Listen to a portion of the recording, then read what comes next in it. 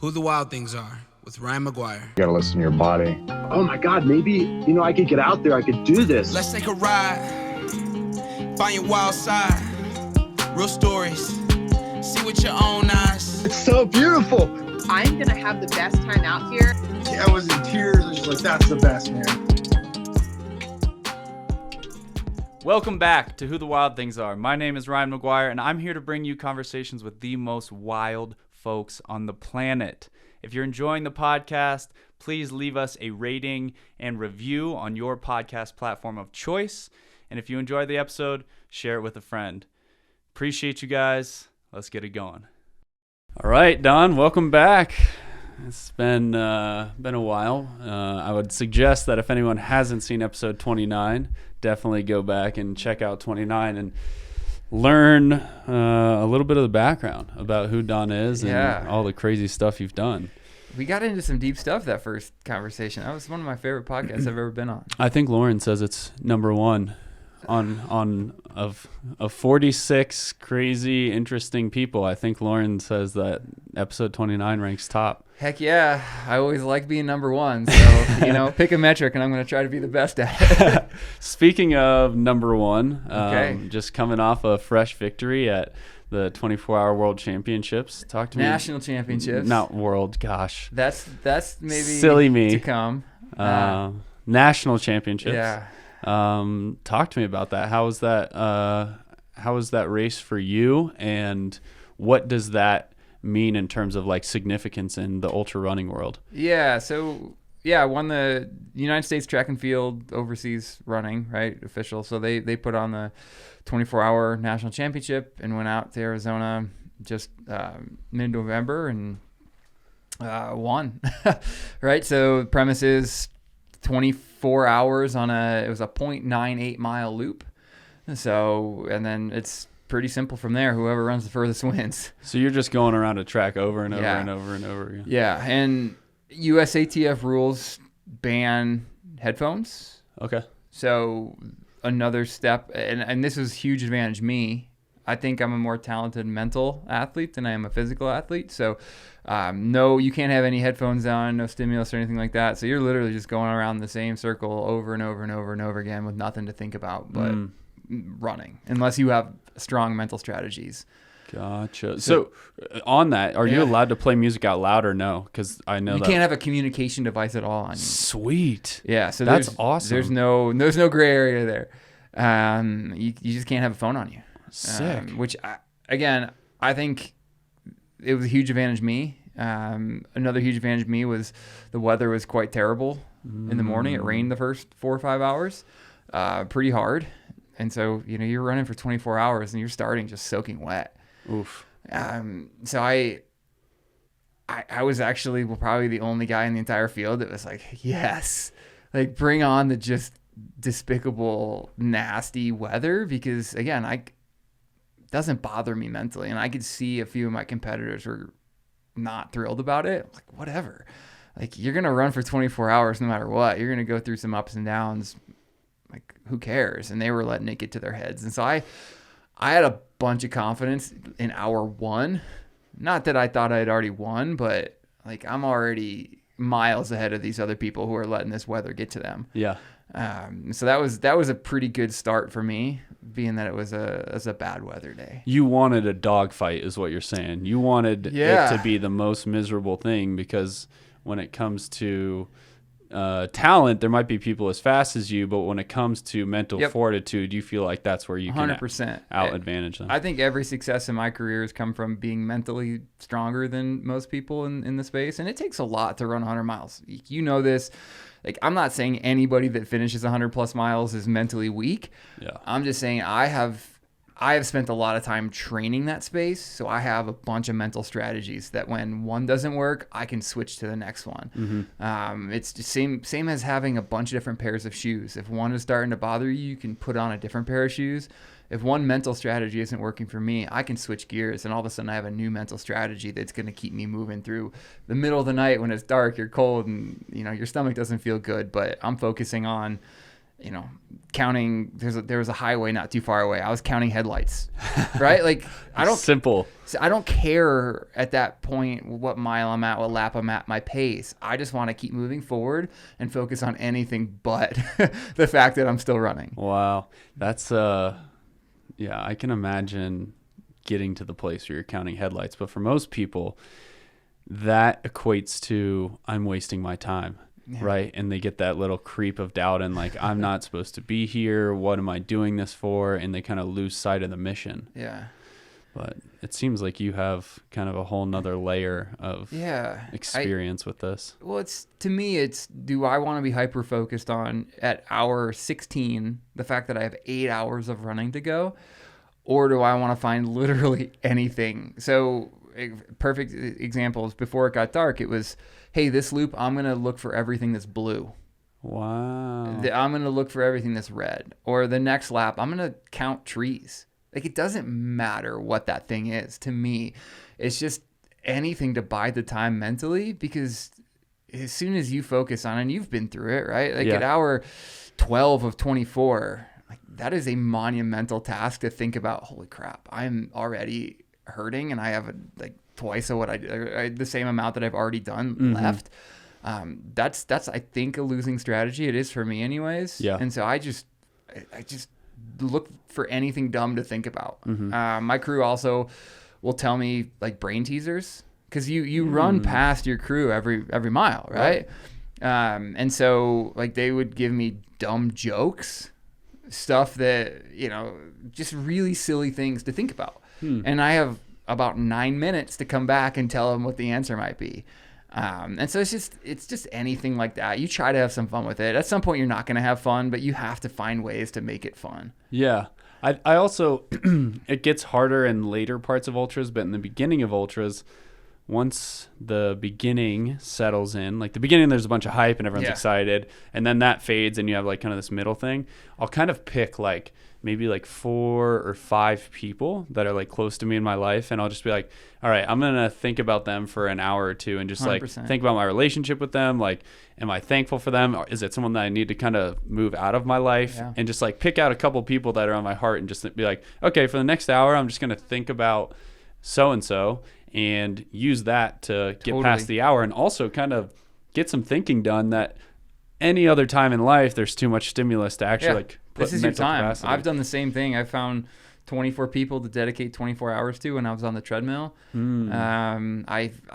It's a great strategy, and it's not always. It's funny because for me it's not always like people I'm close to. Sometimes it's like people that hurt me in my past. Yeah, like people that I just want to stick up a middle finger to and be like, you bet against me. Like, this is what's up now. Yeah. And it's just like that fuels the fire too. Yeah. For sure. Like I've had a lot of people bet against me in my life, and I remember every single one of them.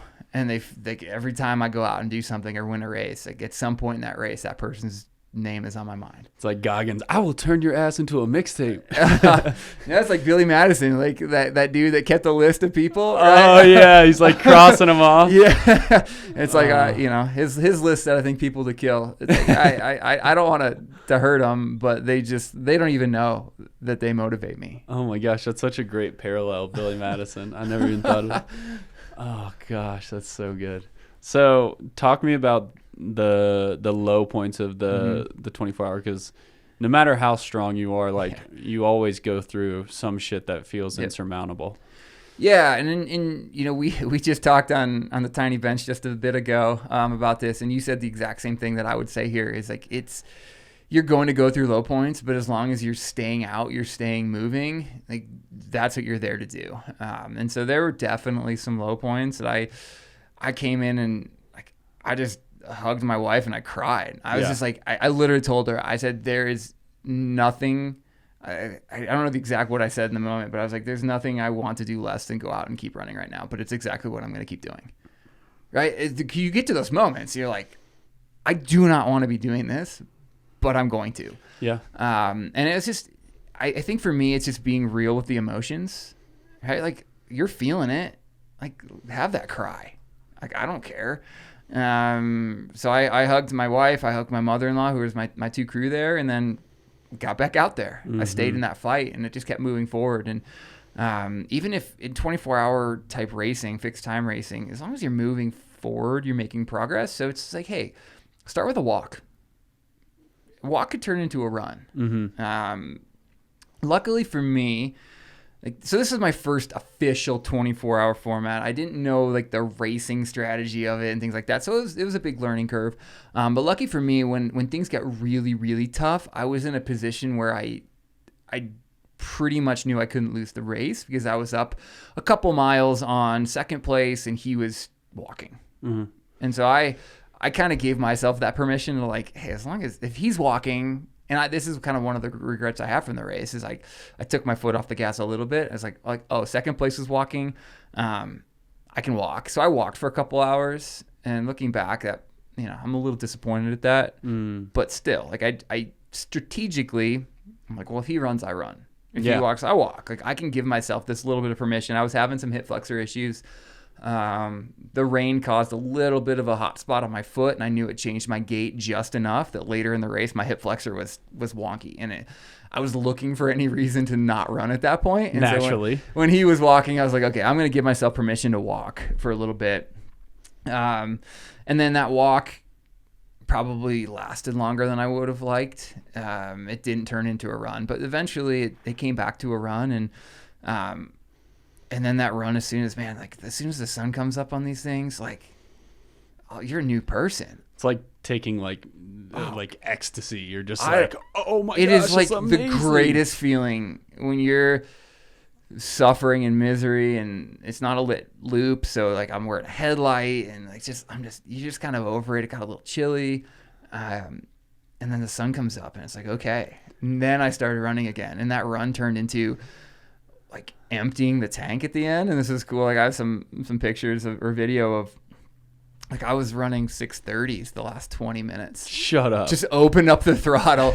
Cause at that point I was 10 miles up on second place. And I was like, if I try this and I fall off the side of the path, like I still win. Like, yeah, you're still going to win. It's zero cost at this point. You just empty the tank. It started as like I was going to do one hard, like really hard lap, last one, fast one, just like see because it'd be funny just to say my fastest lap of the day was mile like 127 or something like that. And it felt really good, and I was going to stop. And then, so they have a USATF official out there, and then a bunch of other people. They're like, keep going. You've got like 15 more minutes. Like, don't stop.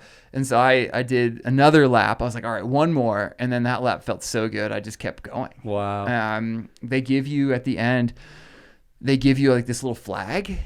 And so whenever the 24 hours is up, they blow air horns all around the mile loop. And whenever you're done, you just stick your flag in the ground. And they measure to that point. Oh, okay. And that's how they know exact distance. Gotcha. And so I just sent it. I just opened up the throttle. It felt so good. It's amazing. So in total, what was your total distance after the 24? Yeah, so it was 127.2. Is that the furthest you've ever done in 24 hours? Yes. Wow. Yeah, amazing. No athlete's ever happy once you get done and look back, right? But I wanted a lot more. And this is where I kind of regret the walking, but I was going in thinking I could put up, and I still am 100% confident I can, but the like 145 to 155 range is my 24-hour target going forward. Okay, cool. So how does this progress? Like, is there another level, like a world level after this? Yeah, so the qualifying window for the U.S. World Team is now open. So the World Championships happened just last weekend. Okay. So my race didn't qualify for that, which is another reason I didn't really have this carrot in front of me to go for a really, really big number. Right. So now that the U.S. World 24-hour World Championship team qualification window is open, the U.S. men's standard is 145 miles. Okay. And they take the top 6.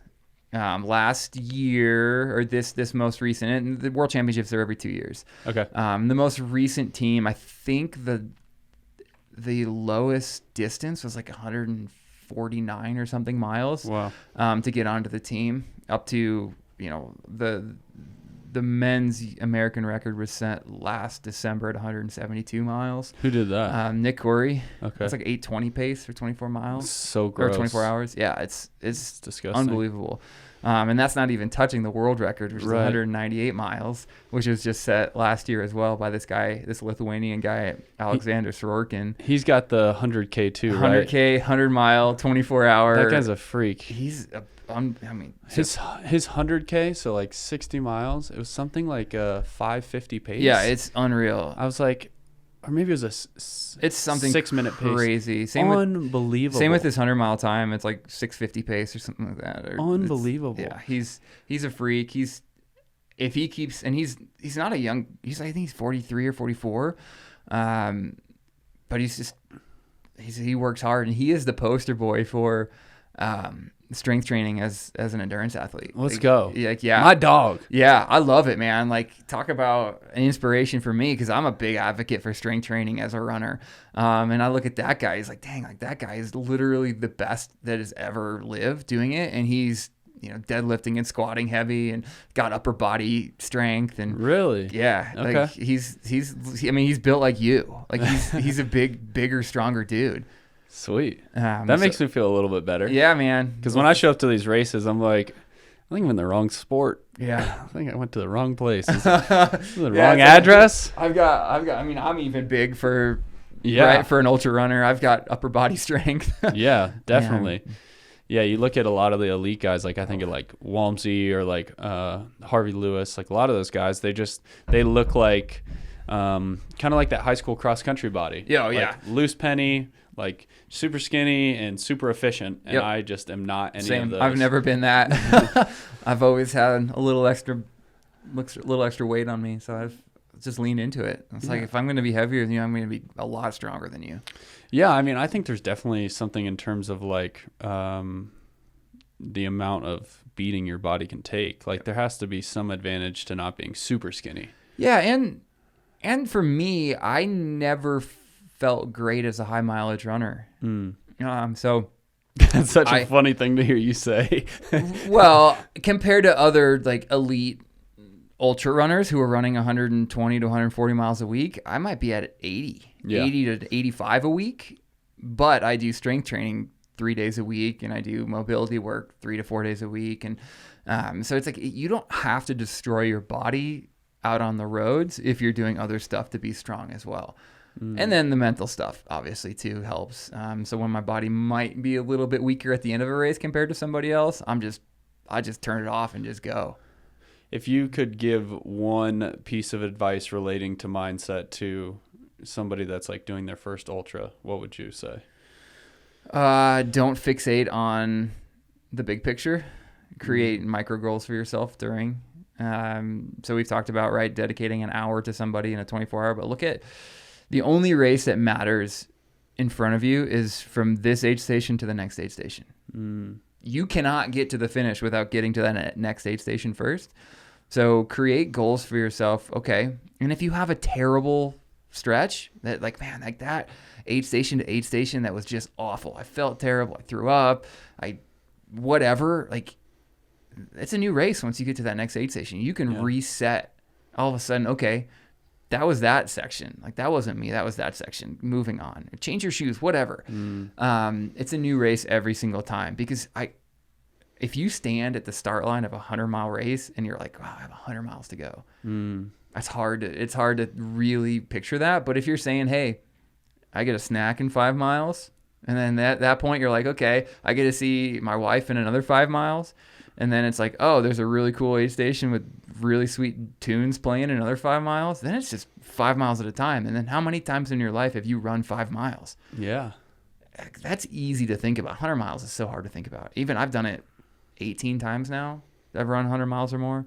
And I still, to this day, I cannot fathom at the start line running 100 miles. I have to think, okay, just 6 miles to go to snacks. That's a great way to think about it. And I think one thing that comes with that is like, it feels, you start to think that it's like dangerous, right? Like the way I'm feeling right now, if I think about the entire goal of 100 miles or 60 miles left, that feels dangerous. But in reality, it's discomfort. And at this point, like, we live so comfortably that there's this like blurred line, this confusion between discomfort and danger. And it's like, sure, your feet hurt, but like, you're going to be fine. Yeah. Your body has this amazing regenerative ability. Like, it Right. literally can fix itself on the go. But we have this like conditioning now that, oh my God, my feet are hurt. I need to stop right now or something's going to go terribly wrong. And you go through ultras and you realize, like, no, that was just discomfort. Totally. And you can run 3 to 5 miles in discomfort. I don't want to run 60 miles in discomfort. Sure. So if you're focused on that 60 miles to go and you're uncomfortable, man, that's a losing mindset for sure. But okay, just got to get to that aid station. It'll reset. Yeah, and just let yourself know. And I guess it's easy for us to say because we've done this now, but like a lot of times you give yourself an hour and you feel great in the next hour. But if you're in the beginning stages, you don't know that you're going to feel better. You think there's no way this is going to get better. It could only get worse from here. And honestly, especially you're talking about with the sun, like it usually always gets better. Yeah, it will. It will. It's going to be like you're not as good as your highest of moments and you're not as bad as your lowest of moments in an ultra, because you're going to feel incredible. Like at some point that euphoria kicks in and you're like, hell yeah, like, this is the greatest day of my life. Like, you know, that's not reality. And neither is like, oh, I'm miserable and everything sucks and I'm not going to finish. Like, that's not reality either. Like, you're somewhere in between. You just got to kind of acknowledge those moments. Yeah, I mean, the top of the wave is exciting as hell, and It is. like ride that as hard as you can. Let it keep going. The other thing I'll say with that is, a lot of times for a lot of people, that lowest of lows coincides with either dehydration or lack of calories. Yeah, fueling. So you can get yourself out of it, which it's a slippery slope too, because when you get in that mindset, you don't want to eat usually. And so, like, just force yourself to sip on some calories, take in something, and it'll bring you out of it a little bit quicker. Do you have any, like, secret go-tos as being a pro ultra runner that most of us aren't doing in terms of fuel? I mean, if I'm coming into an aid station and it's just what's at the aid station and I'm feeling grumpy, it's Coca-Cola all day. Yeah. Like, it's not like I would pick up a Coke normally, but, like, it's sugar and it's caffeine. Yeah. And it's 2 stimulants that are gonna go. But I find for my mindset, the best bang for my buck is Ketone IQ. I know everybody's probably seen it on social media floating around, but I find that has really helped me stay focused on my goals. And, you know, so I just mix it in with my water bottles and sip on it. I don't take the full shots. That's kind of psycho, because that stuff tastes worse than anything I've It's ever awful. had in my life. It's the worst tasting. It tastes like what I imagine like a kerosene tastes like or something like that. It's bad, but I find it to be worth it. Here's my fear with Ketone IQ, and you can tell me if this is reasonable or not. It works too well. Okay. I would say in life, generally anything that is that easy and works that well and can put you at another octane without having to put any work or any research or a lot of money into it, like, it seems hard for me to believe that I can just like infuse ketones into my brain, drop in a moment's notice to anything I'm doing, and have no repercussions in the long term. Yeah, I would say that's a fair argument, but there are other areas of life that you can get free benefits too. I mean, look at the research on going from 6 hours of sleep a night to 8 hours. It's the same thing. You can become a much more productive person by adding more sleep, and that's free. That's low cost. It's just time. So I definitely agree with you. You're adding a chemical to your brain and like what is happening. So I don't use it day to day a ton for that, but racing, right? Like everything legal goes in racing. Yeah. And I say that's a very important distinction, right? Like there are boundaries I will never consider crossing. But I will, if there's a legal way for me to have some kind of an advantage or some kind of an extra benefit, I'm going to take it, man. Like, absolutely. Like, who wouldn't? Yeah, no. And I've seen huge benefits. Longer the race, the more benefit I see out of Ketone IQ. Interesting. Because I don't lose interest in the activity at hand. But you're also dripping it. I am slow dripping it at 2.5. So one of those shots, if you think about the shot of Ketone IQ, it's 10 grams of ketones. Okay. So I will do 2.5 grams per hour. Yeah, so It's very slow small drip. So yeah, I guess that's the distinction. It's the same way you use caffeine in ultras versus caffeine in like an hour. Because like High Rocks, I'll just rip one of those beforehand, and I'm in like 20 minutes. I'm so. But that's an hour, in. right? You can your candle can burn bright in an hour. I'm down to crash. I want to crash afterwards. 100%. I want to get across that line, and I want everything to be just stay on the stage. Just lay on the stage and cry. Lights out. But I've never tried the slow drip method. It's worked really well for two reasons. One, it doesn't taste as bad. Dude. But two, I find that slow drip allows me, because if you've done an ultra, you know there are moments you get behind on calories, you go into an aid station, and what is aid station food? It's like stoner food. It's like gummy bears and candy and Oreos, and that's fine. It's sugar. But you're going to take handfuls of sugar, and what does sugar do? It inflames your body. It's stuff we don't want as ultra athletes. And so the other benefit that I found, other than keeping mentally in, is I'm actually recovering faster because I don't hit those lows of needing to like pound sugar at aid stations. And so I'm able to stay on my fueling a little bit better, and then I don't have nearly as much inflammation the next day, and I feel better. So I don't know. I haven't really talked to many other athletes about that, but I've seen a noticeable difference in like how I eat during an ultra and how I recover after since I've added Ketone IQ, and I've been using it for just over a year now. I am very I want everyone to know that's listening to this. My opinion about this is very ignorant. So I'm just saying from the limited times I've tried it, what I feel. And not everybody feels anything. Like I think that's really? that's something that's important. I think it's like 10 or 15% of people that see no benefits. They don't feel it? They don't feel anything. Oh, dude, I feel it. I feel it like very that shocks me. And then there are some people that, and I would argue that the people that don't feel it are probably in this bucket more than anything. There are some people that need a ton to feel anything. They need like 30 grams of ketones in 10 minutes to feel as locked in as you and I might. That makes that, like, Lauren would probably be like that. Like, she'll drink like a huge coffee and feel nothing. Or like she just doesn't feel the difference in a lot of things, versus if I take a little bit of something, I'm usually like, oh my God, let's go. So that makes a lot of sense. My concern is, like, the way I think about ketones, everything I think about is like evolution of man, right? Like, okay, we were kind of like a hunter-gatherer situation. It's kind of hard to find carbs. So a lot of what we're doing in the woods is seeking animal protein, and with animal protein comes concentrations of fat being the most important macronutrient. So we're eating protein, we're eating fat, and we're fueling that way, and we're creating ketones because we're not eating bread in the bush. Like, where are you going to get the bread? It's not there. Exactly. So then your body's creating ketones, which give you mental clarity and like this ability to focus and continue to hunt and gather and move and do all those things that made us human, right? It's like this evolutionary concept that allowed us to propel forward as a race. What scares me is, like, now we're able to tap into that whenever we want. Yeah, it's a cheat code. You could be playing video games. You're not chasing a bear. You're looking at a computer screen, and you can literally tap into that, like, primal hunter-gatherer superpower. 100%. That's why I think for me, I'm not willing to wake up and use it every single day. I know people that use it, like, before they, like, okay, I log into work at 8 a.m., I got to take my ketone shot. Really?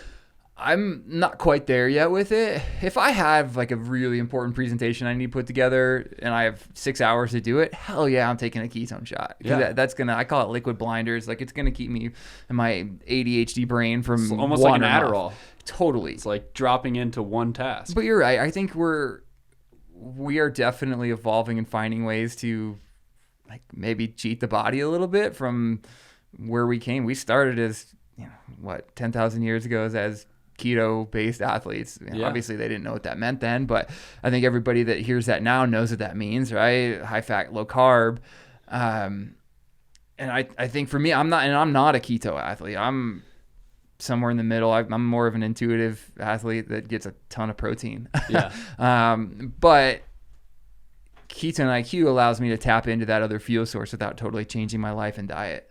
I think that's an important distinction is like you can now have ketones and carbs. And yep. You can have both. That's I'm a dual fuel athlete, or tri-fuel if you want to say, because at some point you burn fat, carbs, and now ketones. So I have 3 fuels at any moment that I can burn. Yeah, I want to see some data on it. I want to know. I want to use it. Yeah. I was so skeptical. I was like, I'm not going to feel this. Like, this is like, because I'm very skeptical of snake oil salesmen. Like, totally. And I was too. Like, I think like most of what we are trying to do with like all of this biohacking stuff, you can do by getting a lot of sunlight, living healthier, getting a lot of rest, eating better. whole foods, Yeah. walking barefoot. Like that's what the EMF and the cold plunge and the sauna and everything is trying to emulate, is just being outside. Yes. It's literally just emulating, oh, it's really hot out, or it's really cold out, or it's stripping away electronics and processed crap, and like it's just getting us back to where we were before really modern technology. Yeah, spending a bunch of money on devices to get us back to step one. That is pretty funny. I was like, just go hang out outside for a little bit. Go sit in the snowbank. Yeah, wear one less layer out and be like a little bit cold. And 100%. just be like okay with being cold for a bit. That's what I've always done. Like I hate cold plunging. I love how I feel after the cold plunge, but I have never been like comfortable in a cold plunge. Yeah. And I'm super comfortable going out when it's 20 degrees in shorts and a t-shirt and running for 3 hours. Like, yeah, where the difference is, I don't know, but it's really interesting. It is. And it takes time. I think we were talking about this earlier because you came over, that we just got done with the cold track session. We get back to the house, everyone's in the cold plunge. So it takes time to adapt. And I think the problem is a lot of people start too cold. Like they go like all the way 35 degrees, freezing. Yeah. It's their first cold plunge, and then they're like, "That was way too much." Yeah. Like I'm freaking out. Like, well, the Soberg principle says that like 58 degrees is fine. Like you get all the benefits at 58 degrees as you'll get at whatever below that. Like that's the threshold for seeing benefits from a cold plunge, and 58 is not that. I mean, it'll feel cold, but your body's going to feel a lot better hanging out for a couple of minutes at 58 degrees than it will for 30 seconds at 34, 35 degrees, like some people like to do. Yeah, and I think I love the Soberg principle and also the sauna studies like coming out of the north, but when it comes to these things, there's so many other factors at play. Yeah. Especially for something like cold plunging. Think about a 50-degree cold plunge when it's 70 degrees outside versus a 50-degree cold plunge when it's like 50 degrees outside. Yeah. Those are very different experiences. 100%. One of them, you get out and I'm going to be sunbathing. Yep. Like there's no way that has the same effect as I'm getting out and I'm still in fight or flight. Still cold. I'm still cold. I'm still like seeking shelter. So there's a lot of variables there that I think, just like with Ketone IQ, we haven't explored all this. Yeah. So I am stoked to see how that comes out. And I'm really big on N of 1 research. Like I'll tinker on myself. I'll figure it out. I'll look at data and make decisions. And it's one of the interesting things with me with cold plunging, and I would have guessed totally the opposite, is that I am more comfortable in a cold plunge when the air temperature is colder.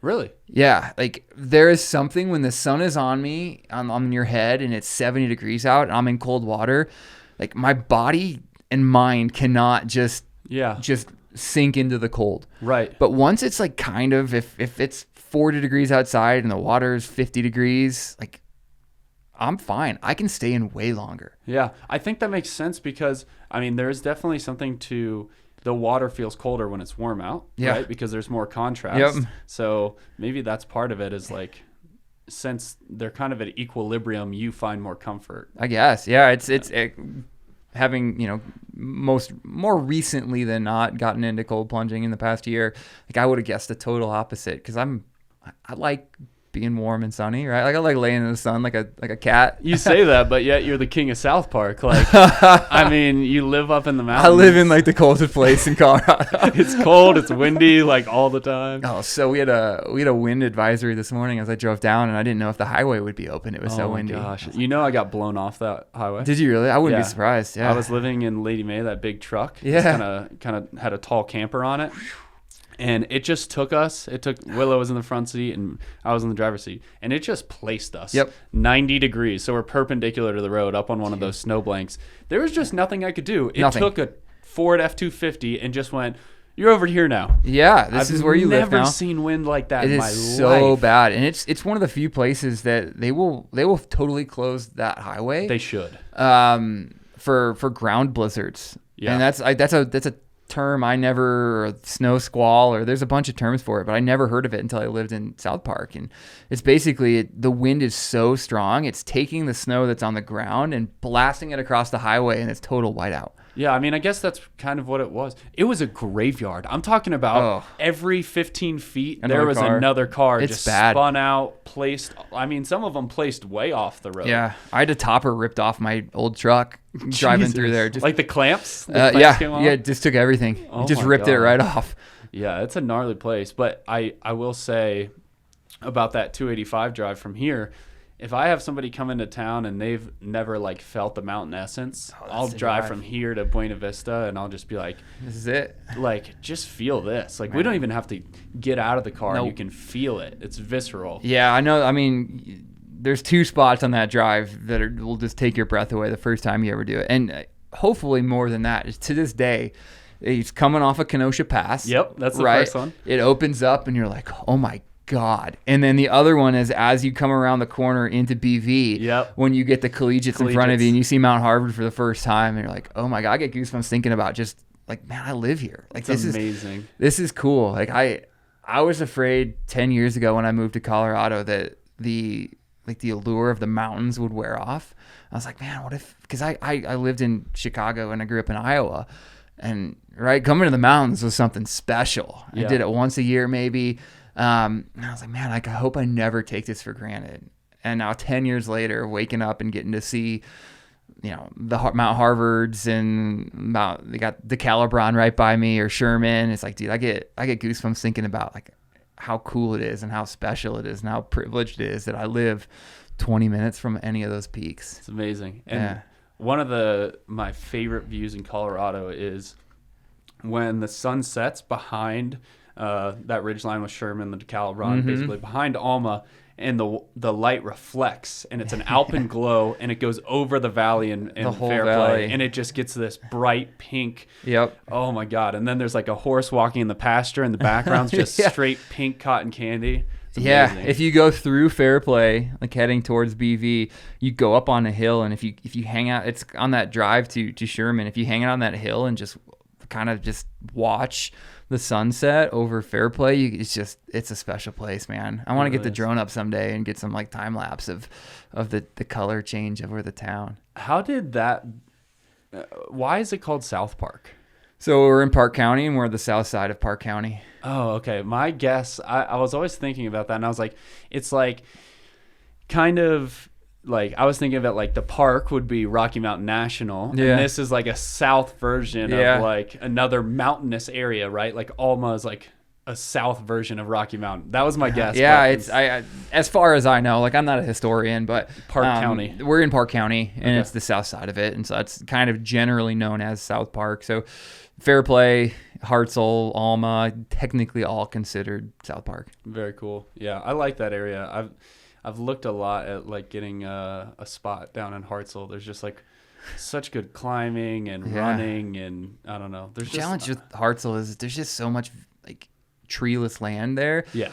That you have to be pretty careful about like the land you're looking at, because you'll go show up to a 40-acre plot and look at it, and there's not a single tree on it. And you're like, why would I buy 40 acres of treeless land unless I just wanted to have cattle or something? Farm. Yeah. Yeah. I'm not getting into the farming game. I'm not either. Speaking of that, you still vegan?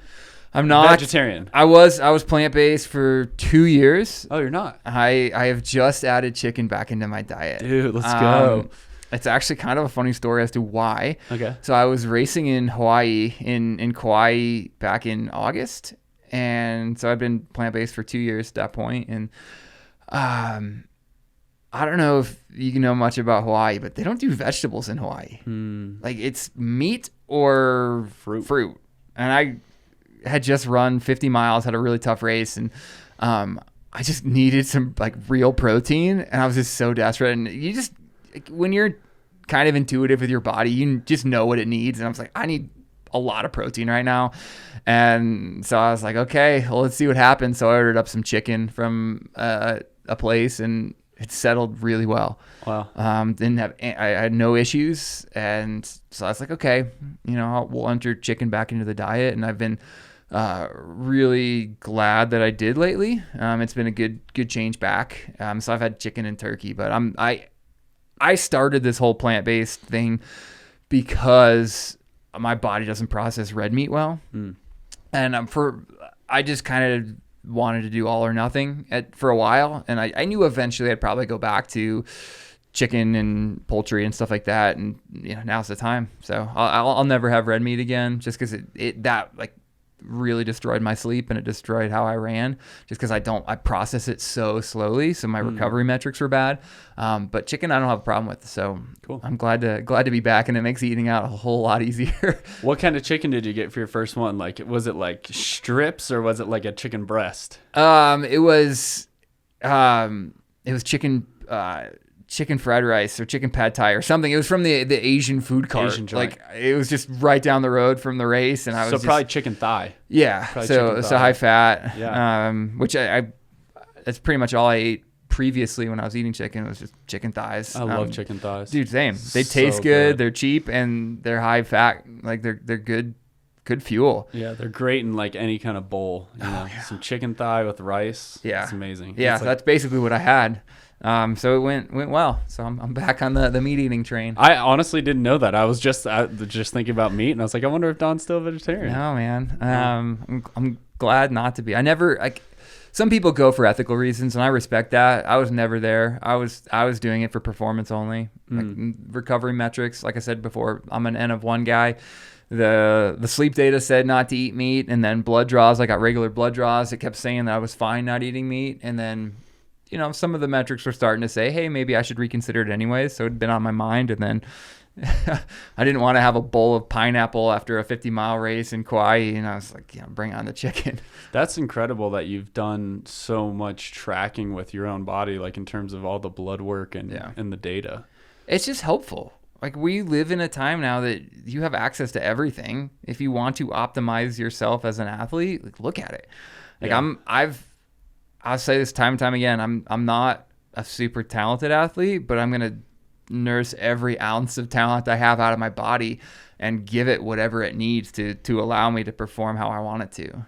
Yeah. David and I was just talking about that with him, which is like, I'm such a squid naturally compared to everyone I race against. Like there's so many people who are just like specimens, and they just they have something that I don't have. Yeah. It's like, you got to try and make up for it somewhere, with grit and mindset and training hard. Like there's only so much you can do in order to overcome a lack of natural prowess. Totally. And I mean, ultra distance stuff definitely precludes itself to athletes that aren't necessarily as physically talented, but are willing to work harder than the next guy. That's a good point. I never, my 5K PR is 18 and a half minutes, and I've really only run under 20 minutes a couple times. Never did it in high school, never did it in college. Not a talented runner, but I'll work harder than most people. Yeah, I think that's my same PR, same story on my 5K. Yeah, it's and I know, and I'm not here saying that that's not a good 5K time. I think a lot of people would be ecstatic at that. But when you're talking elite level racing and trying to win races, that is quite slow. It's not very good. It's not very good. No, a lot of the guys I'm competing against run 15-minute 5Ks. Yeah, those High Rocks guys are dropping 15-minute 5Ks. Yeah. And then they can deadlift 450. Yeah. And it's like, what the hell? Yeah, it'll never be me. No. But you got to come to terms with what you've got. Totally. Whether it's in your talent as like an athlete or your position in like a professional world or in a family unit. It's like you're gonna have natural proclivities, and you're just gonna have to kind of double down on your strengths and use those for what they are. 100%. Yeah, and ultra stuff, it requires a lot of different strengths. Obviously, physical talent helps, but like there's a lot of different things in ultra racing that you can train for that aren't necessarily like gifted to you. And so that's just kind of where I've found myself. I'll work as hard as I need to be successful, and you know, I hope that I can continue for a bunch more years being competitive. Yeah, that brings up a good point. There's one thing I think about in like mountain racing that has helped me is like the survival and wilderness background. Like I've run with, especially lately, one or two of my friends who are way more talented runners than I am, and they've never done multi-day runs or even full-day runs. So like the idea of being in the woods, deep in the backcountry overnight in a compromised position is like scary as hell to them. They could smoke me in 100, but for them being in that position versus us who like spend a lot of time in the mountains, and that doesn't even really cross your mind. Well, that came into play at your recent 100-miler, right? The weather there turned quickly. Yeah. So I'd love to flip the script here a little bit. Like, I saw some pictures, and that looked like, is it like hailed or sleeted on you guys in the middle of the night? Were you prepared for that? And like, how did you keep moving forward through that? So it was in Canyonlands, so kind of like desert canyons. Lap 1's pretty beautiful, like 50 degrees.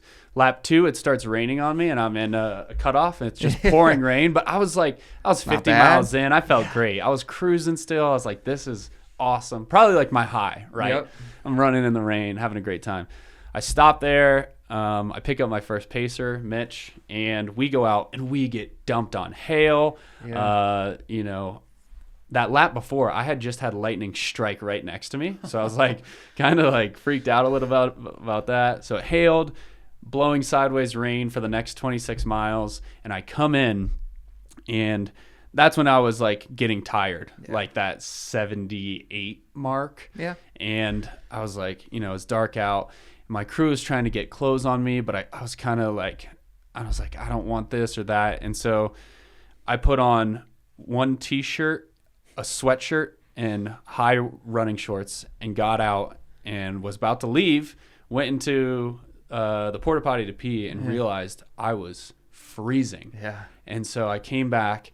Lauren's like, you have to wear pants, you know, they get some pants on me, and I go out, and it gets colder and colder. We're watching. So there's no dropping. Mm-hmm. It's helicopter rescue only, because in the backcountry, there's no way to get cars out there. So we're watching people drop left and right. The leader gets pulled for hypothermia. I mean, it gets bad fast. Yeah. Like it's just diabolical at this point. And I'm doing great. I'm with my buddy Ren, my second pacer at this point. We drop down into a canyon, and all of a sudden I go hypothermic because of the cold sink, and I just start hallucinating. I'm just seeing animals everywhere. I'm like, Bunny. And he's like, he just kept going. Bro, now. He go, just me and you, bud. Just me and you, bud. That's all he was saying. I was like, fish. Like all these things were coming up out of the ground, and I was just shaking, jackhammering, just like trying to move forward.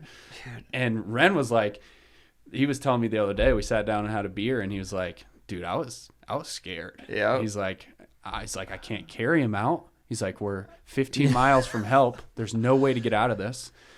And, you know, it's just one of those situations where hallucinations fascinate me. So cool. Because I don't know, were you prepared for hallucinations? Like, did you, okay. So I'm a big hallucinator. I kind of figured. Yeah. It's the first time I ever hallucinated, I was not prepared for it. And I hadn't done it. Freaked out in a race, and I was like, I thought the first time I remember it so vividly. I thought the whole forest was made of pants, so it was just like khakis and jeans and stuff like that. And I was like, what the hell? Oh my god! And then I thought, like, occasionally I thought the trees were other runners, and I would start following them, and then I would just literally run into a tree.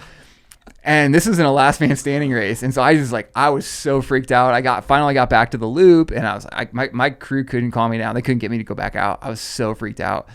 And then so once I kind of then studied hallucinations and understood like what is happening, your body's kind of your brain is going into dream state a little bit, and it's filling in gaps, and it's seeing like when the shadows start coming, it just interprets stuff. Yeah, like really, really crazy stuff. And so Cocodona this year, my 250-mile race earlier this year, man, I hallucinated so bad. The second night, I kept hearing noises, and I'd never had audible hallucinations before. Yeah.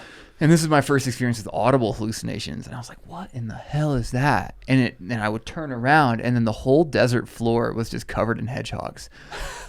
And I was convinced that hedgehogs were coming after me, and I was in danger. Oh, my God. And luckily, I was my pacer at the time, I wouldn't have guessed it, but he actually handled it quite well. Okay. And he was just like, hey, like, they're not there. Like, it's okay. And we were like 10 miles away from my camper where I was going to take a nap anyways. And he got me through it. But I'll never forget the funniest thing, because I'm like, dude, like every time I turn around, it's just hedgehogs are coming after me. And he just goes, well, maybe stop turning around. I was like, all right, man. Good point. Yeah, good point. And then the third night, the whole forest, all of the trees turned into like perfectly manicured faces. Like it's like somebody went with a trimming thing and trimmed in faces, and it was like literally every shadow to me would turn into a face. And to this day, and I've hallucinated a little bit since then, and even in my last 24-hour, like everything my brain tries to interpret into faces, and it's so weird. So I super vividly remember that the most memorable tree I saw looked like Shrek. Shrek's head, and on top of Shrek's head was the Tin Man from Wizard of Oz's head. And it was just like a totem of those two, and they like their faces just followed me. It's like something deep in your childhood is like throwing out these little thoughts. Yeah, so I'm now fascinated with hallucinations, and I am too. Like I think it's a really cool when your brain starts like losing itself. Where does it revert back to? And it's so like where does hedgehogs come from? Yeah, I have no idea. It's just your brain trying to do its best. Like when I saw duck, fish, and rabbit. That's what it was, duck, fish, and rabbit, because basically on the stones there was white. Yep. And so the white would catch a little moonlight, and it would basically be pitch black out, and then something white would happen, and my brain would just take in an instant. That's what that is. Bang, that's a clownfish, and then I would see the clownfish just go, and then it was just like picking things out that my brain knew and applying it to the situation 100%. To try and identify it. It fills in gaps really well, and it's so weird. And I'll see like a couple races. I'll see like, oh, there's a race photographer, and you'll run up and like, oh no, it's a stump. Because it's like, okay, in my brain that makes sense that there's a race photographer out here. Yeah. And like there's weird shadows. I'm like, oh, look at the photographer. And they're kind of bent down. Yeah. Nope, just a stump. And like that's probably the most common for me at the end of long races when I do get into that state. It's like I think there's people of some kind out just cheering, and it's like, oh no, it's either a big rock or a stump. Yeah. I've had a lot of them, and I'm pretty cool with them now because I've gotten comfortable with it. But the Colorado Trail was the weirdest thing for me, having auditory hallucinations. So I found this really cool camping spot under a waterfall, and so I'm doing it completely unsupported, completely solo. It's day 4. I've got COVID. I don't know it at this point. That's right. Or no, it's the end of day 2. I've got COVID, and I didn't know it at this point. And what I kept hearing was, if you go on the iPhone alarm, you can do one that's birds chirping. Yeah. It's a very distinct bird chirping. Mm-hmm. And I was laying down, and I was like, oh, the alarm's going off on my phone. And I looked, I'm like, okay, the alarm's not going off. Someone must have like hung a food bag and left their phone in it. And they're right. So I get out of my bivvy, and I'm just searching. I'm like up on this cliffside, like up on this waterfall, like, where's their food bag? And the alarm just kept going off. I'm like, all right. I took all my electronics out. I laid them out and like turned them all off. And I'm like, because the alarm would go off and then it would go away. Alarm would go off. I didn't sleep the entire night. 0 hours of sleep. Oh my God. I laid there in my bivvy, and I woke up the next day, and I had to push across the CDT. So get up really high, battle the wind. I'm like 20 miles into the day, and I'm on the middle of this huge escape of mountains, and I hear it again. And I'm like, God damn it, it's back. It was fake the whole time. Yeah. It was never real. Oh, it was, that's so hard. I had never had like hallucinating sound without hallucinating visually.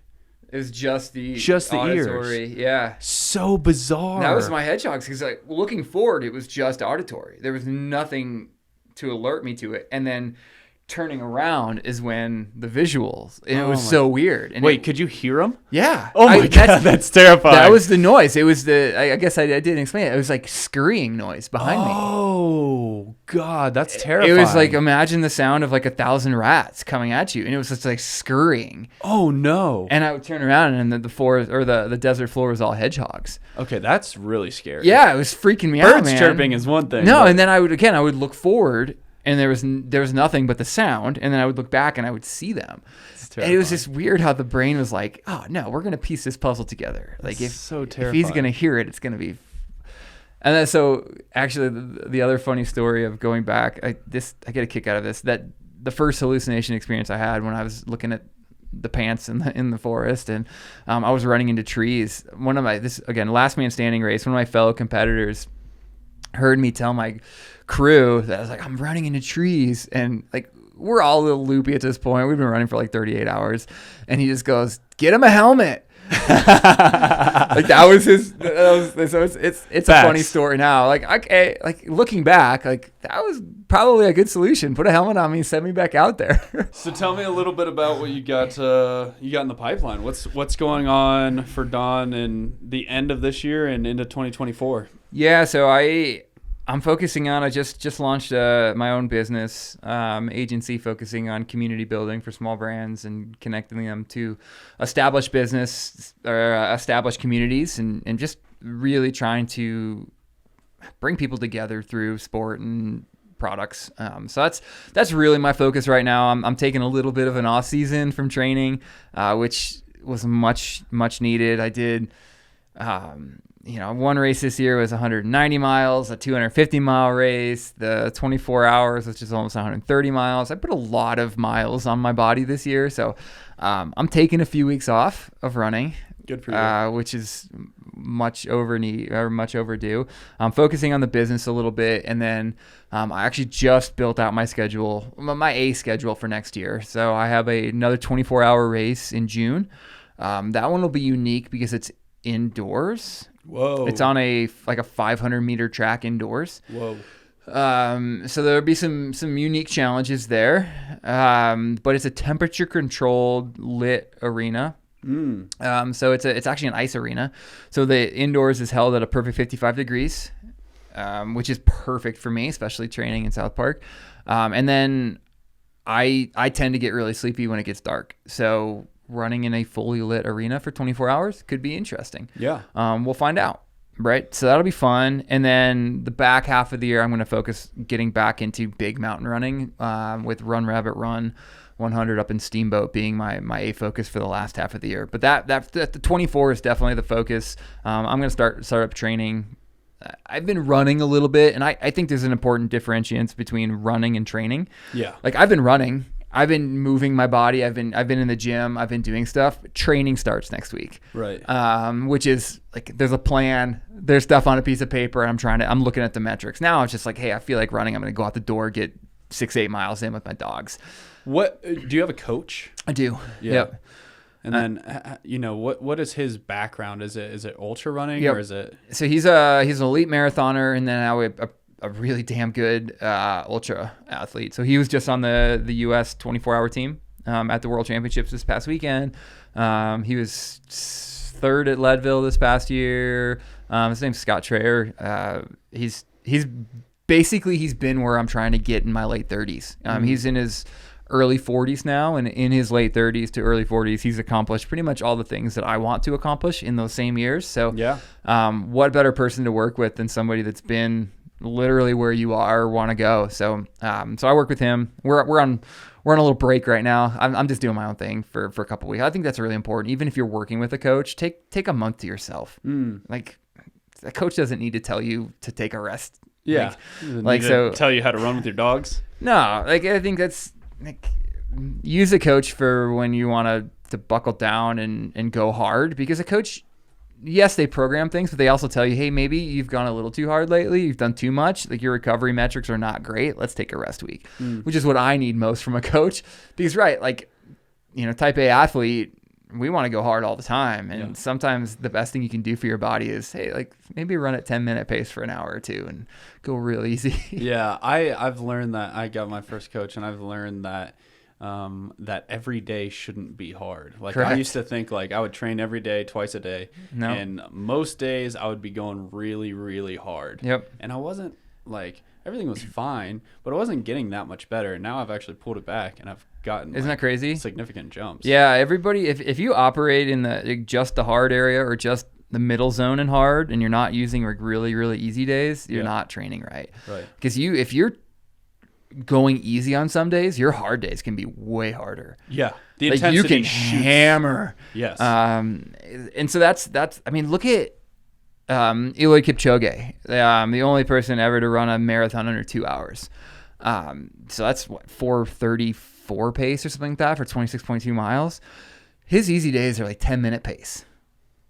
Right? Like, so there's something to be said about like go super easy. Like, I mean, I'm talking, for me, that's like 115 to 120 heart rate on my easy days, which in, you know, at 10,000 feet is 10 to 11 minute pace. Yeah. And I can then go out to the track the next day and just destroy myself. Yeah. You got to have those easier days in order to hit the intensity that you want to hit. Yep.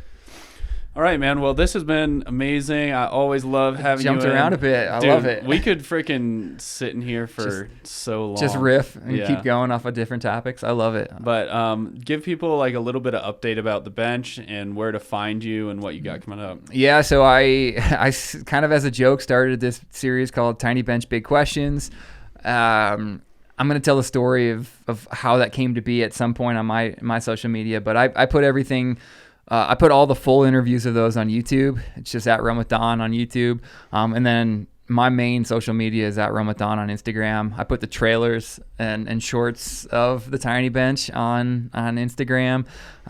Just got done interviewing Ryan earlier today. But yeah, it's just the idea with Tiny Bench Big Questions is really cool people, deep questions for like 10 minutes. Yeah. Like we're not throwing in fluff. We're just going to jump right into like what you do during your hardest moment and why. Yeah. It's cool. I love it. I learn a lot from high performers and what gets them through hard moments. And man, it started as a joke, but it's something that I love it. It's been fun. I've had some good podcast experiences, you know, as a guest, and some very bad ones.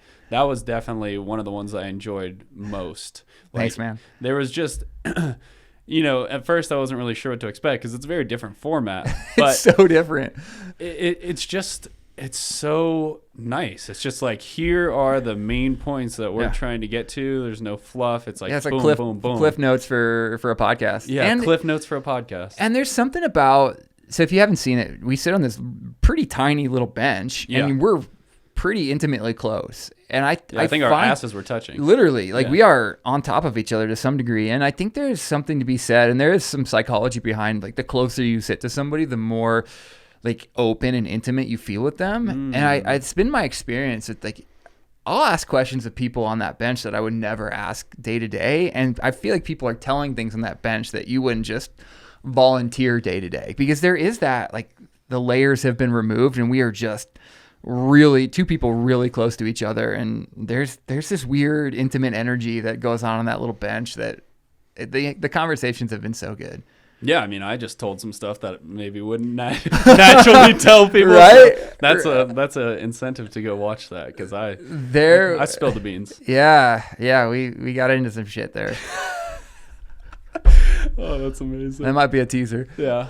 All right, guys. Well, Don, thank you for having me and coming to do my podcast. A little 2-for-1 action. Such a good morning. I appreciate you, man. And everyone else, I'll talk to you next time. Stay wild.